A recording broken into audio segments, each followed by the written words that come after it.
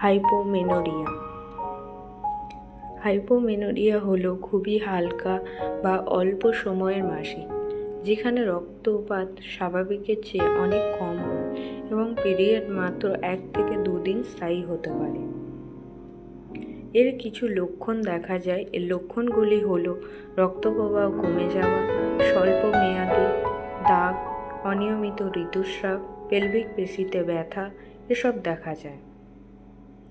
হাইপোমেনোরিয়ার কারণগুলি হলো হরমোনের ভারসাম্যহীনতা, কাঠামোগত অস্বাভাবিকতা, গর্ভাবস্থা, ওজনের পরিবর্তন, অতিরিক্ত সক্রিয় থাইরয়েড, উদ্বেগ, ক্লান্তি, স্বাভাবিকের চেয়ে বেশি ঘাম হওয়া, ঘুমের সমস্যা, এরকম আরও অনেক কারণ দেখা যায়।